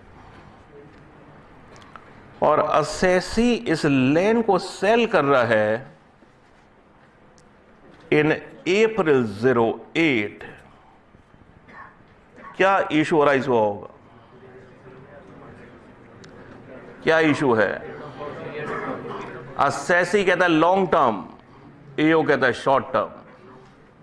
एओ शॉर्ट टर्म क्यों कह रहा है? वो कहता है मैं रजिस्ट्री से लूंगा, जबकि असेसी कहता है it's from the date of allotment. What is your view? Allotment. यही बात हाई कोर्ट ने कही कि we will take the ownership from the date of allotment. तो सेम फैक्ट्स है, बिल्कुल सेम फैक्ट्स दिए इसमें, and accordingly the gains are long term cap gains in the hands of the assessee. Next judgment मैंने ले लिया है because it is given in the module in your RTP. बताइए 148 notice कब तक इशू हो सकता है?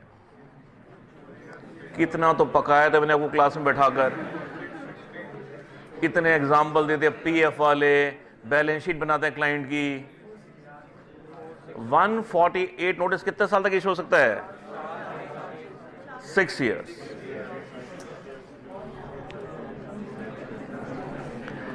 असेसमेंट ईयर 8-9 के लिए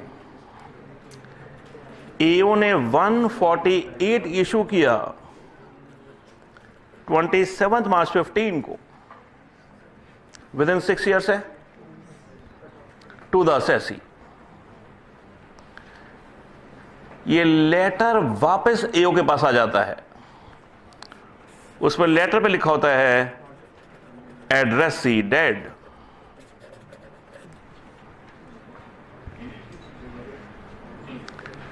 सो एओ असेसी को 148 नोटिस भेजता है 27/3/15 को।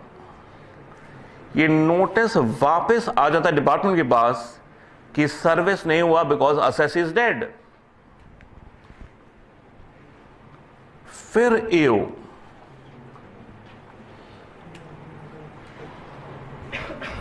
मार्च 15 जून 15 को इसका जो सन है लीगल एयर, उसके अगेंस्ट एक्शन इनिशिएट करता है, और ये सन रिट पेटिशन के थ्रू हाई कोर्ट में आता है, कहता है ये नोटिस इनवैलिड है। बताइए लीगल एयर सही है या नहीं?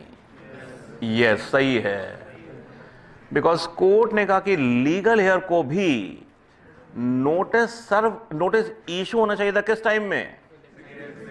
With in 6 years। जब विद इन 6 years आपने लीगल एयर को नोटिस इशू नहीं किया, that it's clearly a case of time, it's a time barring case, and therefore the proceedings against the legal heir were quashed by the High Court on the ground it's time barred.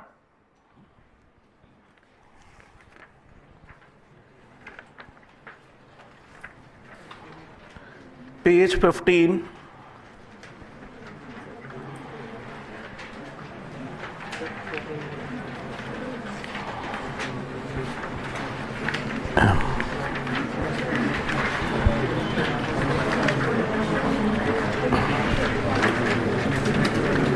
Case 7 although हम module में कर चुके हैं, आप अगर advance ruling authority को application देते हैं तो एप्लीकेशन मेंटेनेबल तब होती है when the case is not pending before any authority. इस केस में क्या हुआ, जब असेसी ने एप्लीकेशन दी एआर को, एडवांस रूलिंग अथॉरिटी को, उसका केस पेंडिंग नहीं था, बट कुछ दिन बाद उसका केस स्क्रूटनी में लग गया, पेंडिंग हो गया। बताइए एआर इस एप्लीकेशन को रिजेक्ट करेगी या एक्सेप्ट कर सकती है? एक्सेप्ट कर सकती है, बिकॉज आपकी प्रोसीडिंग पेंडिंग कब नहीं होनी चाहिए? On the date of filing the application. चलिए इस बार आप सारे पास हो जाएंगे।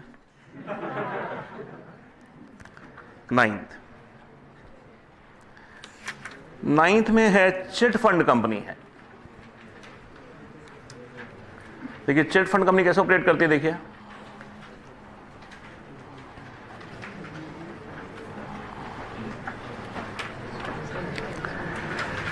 आप पैसा देते हैं चिट कंपनी को, फिर हर महीने चिट ऑक्शन होती है, सुना होगा आपने, चिट ऑक्शन होती है, और जो हाईएस्ट मतलब बोली लगाएगा चिट उसको मिल जाती है। जो बाकी पैसा बचता है उसको क्या करते हैं, बाकियों को डिस्ट्रीब्यूट कर देते हैं, और चिट फंड कंपनी से डिविडेंड कहती है। अब बताइए इशू क्या उठेगा यहां पर कि चिट फंड कंपनी को 194A में टीडीएस काटना चाहिए एज पर एओ। आपका क्या ख्याल है, इज इट इंटरेस्ट और नॉट? यही बात कोर्ट ने कही कि जो पैसा बट रहा है this is not in the nature of interest and consequently there is no liability under section 194A to deduct the TDS.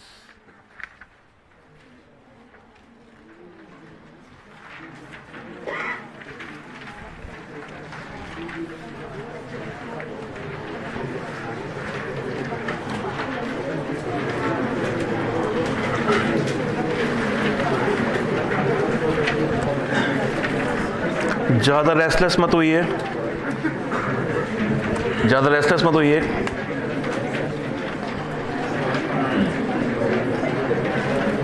Please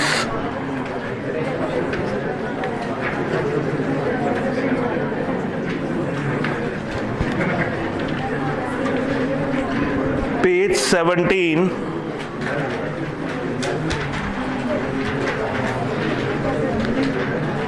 case number 13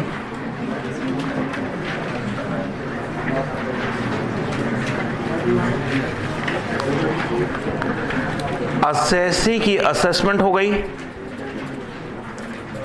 उसमें रिफंड निकाला गया, डिपार्टमेंट ने 5 महीने रिफंड नहीं दिया, और फिर बाद में एक डिमांड थी, उस डिमांड के अगेंस्ट रिफंड एडजस्ट कर दिया। अब इशू क्या अराइज हुआ होगा, इस 5 मंथ्स पीरियड के लिए असेसी को इंटरेस्ट ऑन रिफंड मिलेगा या नहीं मिलेगा? This what Supreme Court held कि जब तक डिमांड एडजस्ट नहीं हुई है the money belongs to the assessee, और डिपार्टमेंट पैसा नहीं दे रहा, department is liable to pay interest, and therefore on this excess money जो बाद में एडजस्ट हो रहा है रिफंड, उस पर department is liable to pay interest. 14th case law is relief to some people. आपको सेक्शन 54 में 2 साल के अंदर घर परचेज करना होता है, 3 साल के अंदर कंस्ट्रक्ट करना होता है। अब असेसी ने 2 साल के अंदर परचेज किया, एग्रीमेंट कर लिया कि विद इन 2 years वो घर खरीद लेगा किसी से, उससे एग्रीमेंट हो गया, बट दूसरी पार्टी उसे फ्लैट बना के नहीं दे पाई, जो आज हो रहा है। बिल्डर फ्लैट नहीं बना के दे पा रहे, ऑल्दो कुछ लोगों ने अपने कैबिन इसलिए एग्जाम करा लिए थे कि हम 2 साल के अंदर परचेज कर लेंगे थ्रू द बिल्डर। तो असेसी ने बिल्डर से एग्रीमेंट किया to purchase the flat from the builder, और बिल्डर ने वादा किया एग्रीमेंट में 2 साल के अंदर दे दूंगा, पेमेंट बिल कर दिया असेसी ने। बट बिल्डर की गलती से फ्लैट नहीं मिल पाया, फ्लैट मिला 4 साल बाद। बताइए 54 एग्जाम्पशन के लिए असेसी लायबल के लिए मिल जाएगा या नहीं? High court said yes, high court said purchase agreement 2 साल का था, उसे पेमेंट 2 साल में कर दी, ये तो बिल्डर की गलती है, फ्लैट नहीं मिल रहा। And accordingly in this case as per High Court the deduction under 54 will be available. 15th case law है कि असेसी ने अपना एक यूनिट बंद किया बिकॉज गवर्नमेंट ने कहा बंद करिए, इसे पॉल्यूशन फैला रही है, इसलिए असेसी उस यूनिट को दूसरी जगह शिफ्ट कर रहा है।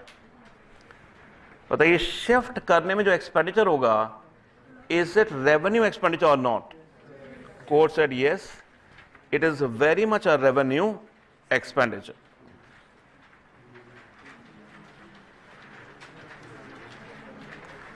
सिक्सटीन केस लॉ है, ये शायद मैंने कराया भी आपको, ये वाला last day of filing of return, उस दिन डिपार्टमेंट की वेबसाइट हैंग कर गई,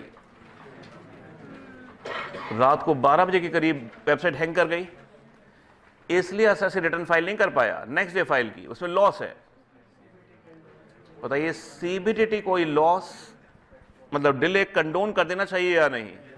कर देना चाहिए, and loss should be allowed to be carried forward. And the last judgment is, एक हमने जजमेंट किया था राजीव शुक्ला, याद दिलाता हूं, सेक्शन 50 में, सेक्शन 50 जहां डेप्रिशिएबल एसेट पर गेन्स हमेशा शॉर्ट टर्म होते हैं, बट अगर मैं बिल्डिंग 3 साल बाद बेची है तो I can still claim 54 exemption, because हम शॉर्ट टर्म मानते हैं only for the purpose of section 50। Same चीज यहां पर है, मेरे शॉर्ट टर्म कैप गेन आए अंडर 50, बट ये है really long term. Really long term मतलब मोर देन 3 इयर्स वाले एसेट है। अब क्या मैं लॉन्ग टर्म कैप लॉस के अगेंस्ट सेट ऑफ कर सकता हूं?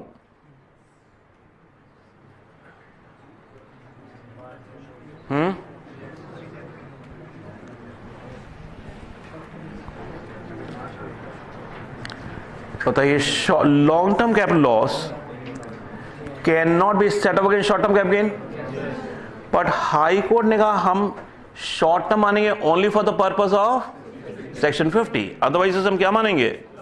लॉन्ग टर्म मानेंगे, and therefore set up is possible. तो फ्रेंड्स ये थी आपकी अमेंडमेंट्स मेरे हिसाब से। अच्छा आप देखेंगे मैंने अब जजमेंट्स को काफी डिटेल में देना शुरू कर दिया है, otherwise I used to give only 1 line judgment, क्योंकि आप में से कुछ लोगों ने अपने पेपर्स निकलवाए इंस्टीट्यूट से और आंसर सही होने के बावजूद भी मार्क्स मिल रहे हैं 1 आउट ऑफ 3, बिल्कुल सही जज आंसर है, marks is 1 out of 3। Reason है जब आप मार्किंग पैटर्न देखेंगे तो ये मेरी आंसर शीट है, क्वेश्चन 1A एग्जामिनर यहां साइड में लिख रहता है 0, 1, half. Now you can see the marksheets, ये 0 दिया है, आपने इशू को आइडेंटिफाई नहीं किया क्वेश्चन में। ये 1 है, आपने आंसर सही दिया है। हाफ दिया है, कि आपने जो सपोर्टिंग दी है, जिस बेसिस पर आंसर दिया है, वो अधूरी है, आधी है. You getting 1.5 marks out of 3. So it's not something which is unknown. You can see, अगर किसी फ्रेंड ने आपकी मार्कशीट निकलवाई हो, this answer sheet, you can see this. और अभी 2 दिन पहले a friend of mine, his son is he got his paper from the institute. तो उसके पहले 3 क्वेश्चंस में इशू आइडेंटिफिकेशन जीरो था, क्योंकि इशू गलत आइडेंटिफाई किया था. एंड टू माय सरप्राइज, आगे जितने क्वेश्चंस थे उसमें इश्यूज ने बिल्कुल सही आइडेंटिफाई किया था, बट एग्जामिनर कंसिस्टेंटली जीरो देता रहा. Yes, this is what I saw a day before yesterday. Because examiner ने माइंड सेटअप कर लिया, the student does not know how to identify the issue. So just telling you from my experience I'm gaining now, क्योंकि पहले तो हमारे पास marksheets नहीं होती थी या मतलब आंसर शीट्स, तो हम स्पेकुलेट करते थे ऐसा होता होगा. But now it's very clear that जितने भी मार्क्स हैं 1/3 is for identifying the issue, कि आपसे क्या पूछा जा रहा है. 1/3 is for the correct answer, कि आंसर क्या बनता है. And 1/3 is for supporting the answer, कि किस बेसिस पे आप ये कह रहे हैं. आपको सेक्शन नंबर नहीं लिखने की जरूरत. अच्छा, उसी में कॉपी में देख रहा था, उसने टीडीएस का क्वेश्चन बिल्कुल सही किया हुआ था. उसने कहा था on rent 10% TDS under 194C 0.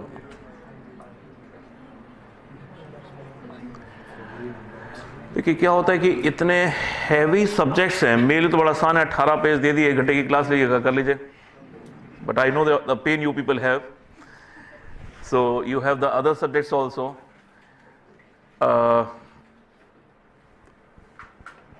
Basically अगर सेक्शन नंबर नहीं याद तो मत दीजिए प्लीज.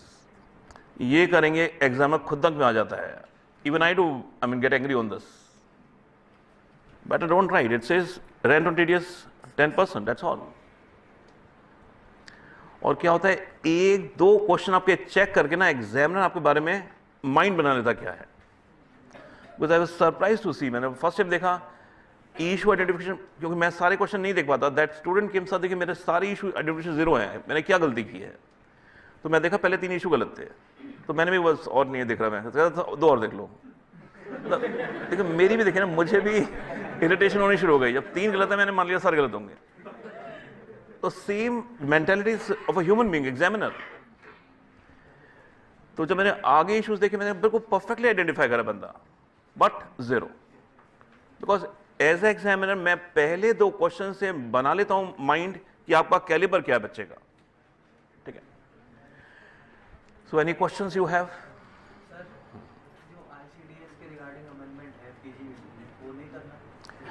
जो आईसीडीएस के रिगार्डिंग अमेंडमेंट है, ये कह रहे हैं अब करूं ना करूं. अगर कर चुके हैं तो अब रिवाइज करते हुए मत करिएगा. अब क्योंकि उसे आप अंडू करने बैठ गए कि मुझे आईसीडीएस नहीं लगाना, तो मुझे डाउट है गलती ना कर जाए. अगर आपको याद हो, मैंने आईसीडीएस जो मैं बिल्कुल सर्टेन था वो कराया था, बाकी का तो छोड़ दीजिए सारा. जितना मैंने कराया था उतना कर लीजिए. आप देखिएगा मैंने फिक्स एसेट के केस में बोरोइंग कॉस्ट में सारा आईसीडीएस छुड़वा दिया था, because those are the areas of litigation. Please. तो फ्रेंड्स, आप जो आपने मॉड्यूल्स में किया वो कर लीजिए, आपके वही बहुत है. प्लस ये जो मैंने आपको 18 पेजेस दिए हैं, मैंने इसे पूरी रीजनिंग दी है. Otherwise I could cut down it to 4 or 5 pages, but वो फिर अलग से पढ़ेंगे तो शायद मतलब नहीं निकलेगा. तो मैंने पूरा वो दे दिया इसका sequence. So with these 2 I think you should be able to clear the examination. अपनी तरफ से पूरी मेहनत करिए, बाकी ऊपर वाले पे छोड़ दीजिए। Because as I always says, your destiny should be with you. You can beat anything except destiny. So friends, I wish you all the best and success in the examinations and in the life. So thank you very much.